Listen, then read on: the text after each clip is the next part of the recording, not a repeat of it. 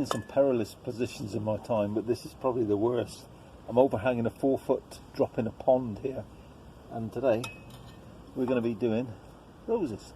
Because, you know, really I haven't got enough in 32 in the garden, but I had to add some more. This one is Ena Harkness behind me, and it flowers about 5 foot up, nothing underneath. So my plan, I know you're not supposed to plant close together on roses, is to plant Ena Harkness 2. Beautiful red flower. So Ena Harkness 2 is going to grow up by 1 and flower lower down, and in time I guess Ena 2 will take over from Ena 1.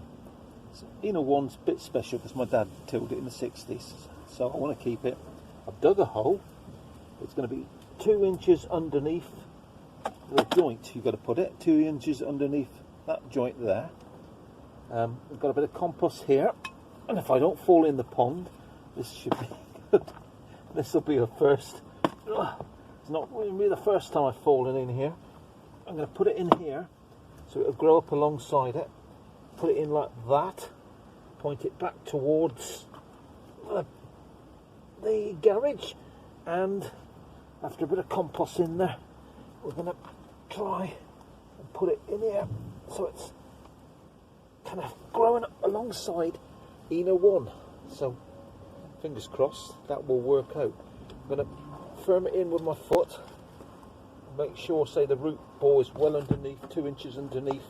I can't really measure it here, it's very precarious. In a minute we're going to do another one. So this is Ena Harkness 1. I'm going to take you now down to number 2 rose. Come with me. It's safer. The second hole is some more safer here. This is by a rose there called Iceberg. Do you see how it's just flowering right at the top? It's almost 4 foot and nothing underneath. So I've decided to replace Iceberg with Iceberg 2 here. The hole's dug. The rose has been soaking in water for about 2 hours. I've got some compost here to put in the bottom, and then we're going to plant this rose. So right, let's get, first of all, some compost in the bottom. I managed not to fall in the pond, by the way, which is probably just as well because it smells. There we go. We're going to get a lot of compost in the bottom of there. There we are. Then we're going to take our rose, which is Iceberg. It's a lovely white Floribunda. Now, let me explain how deep you've got to till this by finding my bamboo cane, which I can't find, so we'll improvise. We'll use this. There you go. That's the top. There, do you see the root ball? It's just underneath, 2 inches underneath. So there we are, 2 inches underneath the bamboo cane. We put that in. So I want it to go like that against the fence. So there we are, we've got it all ready there. We can now fill it in. Actually, I'm going to fill it in with some more compost, because you can never have enough compost. There we are. Lots and lots of compost around it. Make sure you squash it well down, because you don't want any air pockets in it.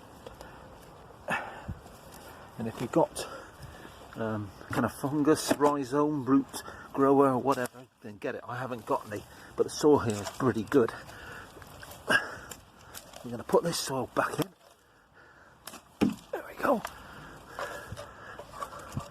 And hopefully that is going to give us some lovely white blooms. Maybe not so much this year, but next year, year after. There we are. There we go. That's well in. It's actually got a shoot on there.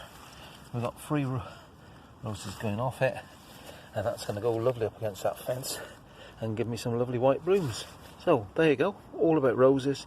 Good time to plant them now, between October and April. Good time to plant. Don't plant in any harsh weather. It's really cold and freezing, don't do it.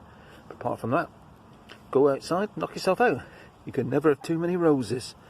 There's number 36.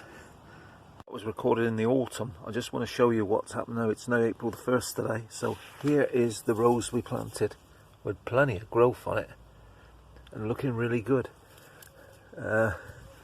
The two little shoots don't seem to be growing anything on, but the main shoot is definitely shooting up. That's the one over the pond, which you can see behind. The fish are eating from the pond. Let me just go back. Oh, there we are, we spooked them.